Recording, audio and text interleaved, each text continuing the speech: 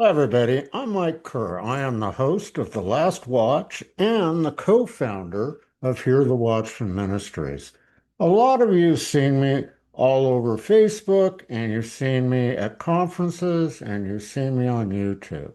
But do you really know me?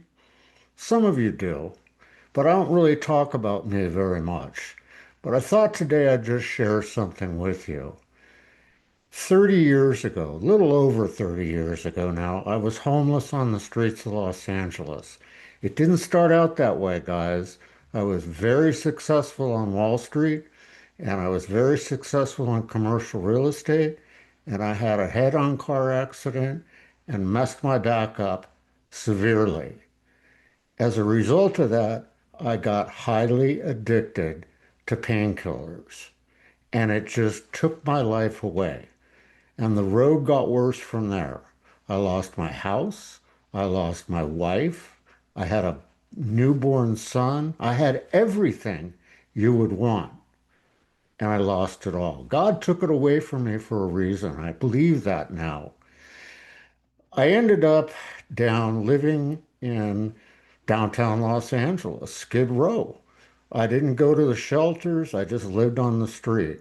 I got my meals out of garbage cans or by going to restaurants and sitting outside and hoping someone would give me something to eat. One night, I fell asleep in the alcove of a church, a Korean church, and someone stole my shoes. So now I'm walking around in downtown Los Angeles barefoot. Every day I'd walk over to the courthouse, to the family courthouse, and right outside the courthouse, I would pick up cigarettes out of the ashtrays because people would go outside and smoke, and then their lawyer would call them in, and they'd put almost full cigarettes out in the ashtray. I'd use those cigarettes, obviously back then, to smoke, but also to trade for food, something to drink, whatever. One day, I wound up sitting outside a very famous restaurant in downtown Los Angeles called Philippe's French Dip. My father used to take me there as a kid when I go visit him at work in downtown LA. I sat there completely dejected, no shoes, nothing to eat, just at the end of my rope. And I prayed out to God and I said, Lord, either save me or kill me. And I meant it with every fiber in my body. So I sat there for a little bit, and all of a sudden, out of nowhere, some young kid showed up and he had a pair of sandals and he said, You need these more than I do. And he gave me the sandals and I put them on and I was looking at him and I looked up and he was gone. A few minutes later, a guy came up to me and he said, I don't ever give bums like you money, but for some reason today, I feel like I need to give you this $10. And I was like stunned. And he left. I never saw him again. Now I took that $10 in my hand and I thought, you know what?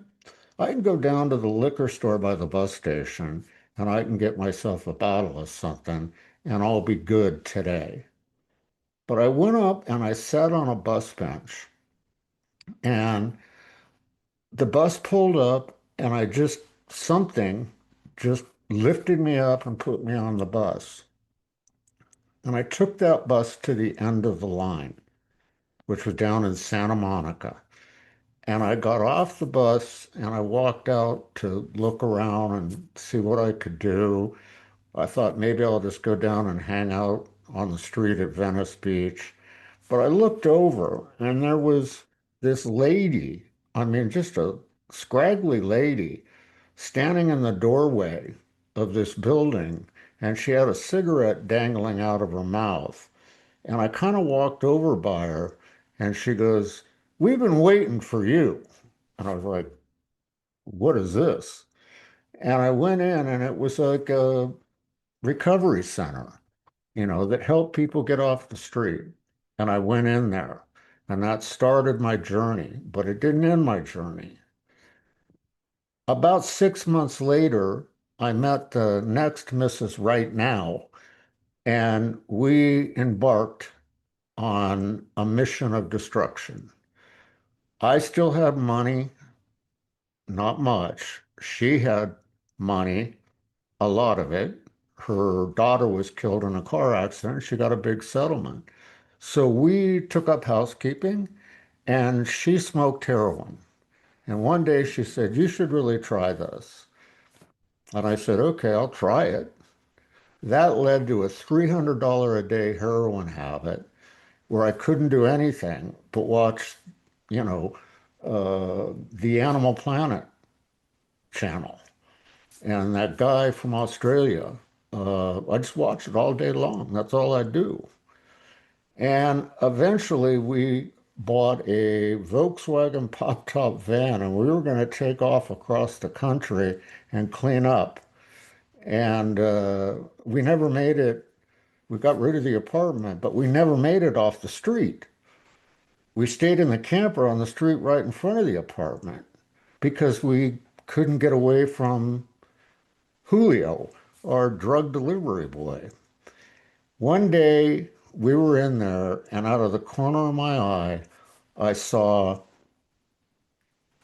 a police officer, a Burbank police officer, and we got arrested. Now that started to truly change my life. So we went in, and I never saw her again, but I went in and kicked heroin in jail. 30 years now, I've never touched anything, any kind of a drug of any kind. And I'm really proud of that and grateful to God for that. But I still had a long road to go. I had to go to jail, and then I had to go to jail a second time for 6 months to clean things up from my past. And I totally lost touch with my ex-wife and my son, everybody. I had no one. And so I got out of jail and I had a seizure. And because they just put you out on the street. And I had a seizure on the street, and I ended up in the county USC medical center where I got some help. They shipped me off to a place in Palmdale where I started to really work on getting things together. Now, I have a beautiful wife now, Jeannie, who's the co-founder of Hear the Watchmen. So I went to a church when I was up in Palmdale, and the pastor at the church, I think it was a Calvary church, I'm not sure, but I went in there and the pastor was talking and he said, "What you need to do in your life is contact everyone that you've ever wronged and tell them how sorry you are." I wasn't doing anything, so, but I don't recommend that. It's brutal. But one person I contacted was my wife, Jeannie. We had dated in high school and college, and there was a big argument about who dumped who at that point in time. And this is now actually about 25 years had gone by where we'd each, had our own lives. Now she was single, Google had just sort of started to come out and the internet and all that stuff. So I researched it and I found her, and she still had her maiden name and she still lived in the area that we grew up in. And I thought to myself, okay, well, I'm going to send her an email and apologize. And I thought to myself, she's probably about 300 pounds with, oh, I would say 30 or 40 cats. So I said, whatever. And I sent her this email that all it said was, "Are you the same Jeannie Moore that went to Dana Hills High School and USC?" And the email I got back was, "I thought you were dead." And we started to correspond with each other, and lo and behold, here we are now. And we do Hear the Watchmen. We've been married for 20 years, together for 21 years. It's astounding. Now I'm 67 years old now, and my life is completely different. We just bought a beautiful new home up in the mountains of Idaho. We've lived up here for 12 years, same town, small rural town, and it's great. But all I do today is Hear the Watchman and The Last Watch, because my mission is to gather God's people. I'm not a preacher, so to speak, like Paul Begley or Jamie Walden or Derek is, Gilbert, or any of these guys. My mission is to simply gather God's people. And that's why we started Hear the Watchman 11 years ago. 10 years ago was our very first conference, and it was amazing. And we've gone on, we survived COVID, we adapted, we did all that, but now we're back, you know. But what I want to tell you in all this, the point is that God can work miracles. If he can take a guy like I was, a filthy, dirty, homeless, drug addict, scumbag, and lift him up to do what I do to now, and give him the blessings that I have now, he can do anything for you too, or for your loved ones. Now, there's a lot more to my story. There's some very funny stories that I'm not going to talk about today. But I encourage you to come out to the Remnant Rising 2.0 conference in Springfield, Missouri, August 7th through 9th, and meet me and meet all the other speakers. I, I'm an easygoing guy. You can sit down and talk to me. I'll tell you all the stories I have. And I can also help you if you have someone in your family who is tied by these chains. Satan works 24/7, but God does too. It's a miracle that I'm alive today. I survived a triple bypass surgery a couple of years ago. I survived an accident, a car accident, where when they came, the paramedics were there and I got knocked out. I was hanging upside down. I had my seatbelt on, thank you, Jesus. And I was the only one in my car, and it was a single car rollover accident. And I kind of came to, and I heard two of the first responders talking with one another. And one of them said, I thought this was a recovery. I didn't know this was a rescue. And I said in not so many nice words, get me out of this car.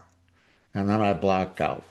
And they medevaced me down to Idaho Falls to a big hospital. And amazingly enough, after they did all the tests, they said, you're a very lucky man.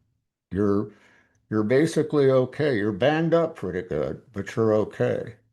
And the doctor asked me, he said, I looked at your CAT scan and your MRIs and all that stuff. He goes, I got to ask you, you've got a broken finger and you have uh, three cracked ribs and three cracked vertebrae, and you've had back surgery, you've had a broken leg, and all of that stuff, you know, is old injuries, but they're still there. And he said, what in the world do you do? And I said, well, I'm in ministry. And it just, you could see him just like in shock. But I recovered from that and I'm back in full swing now, and I want to help you.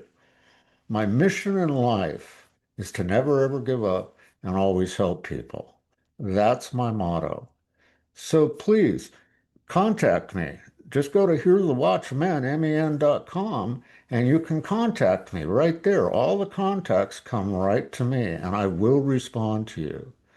So listen, I don't like talking about this stuff. I've hidden it for a lot of years.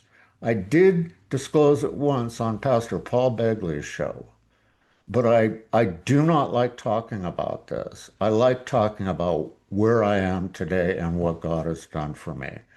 But come on out and meet me, you guys. God bless each and every one of you. Subscribe to our channel. There's lots of good stuff there. Over 1,000 videos on there of interviews with different people from prophecy. And please avail yourself of everything Hear the Watchman has to offer you guys. Again, www.hearthewatchman.com. So God bless, and we'll see you soon. I really, truly look forward to meeting each and every one of you.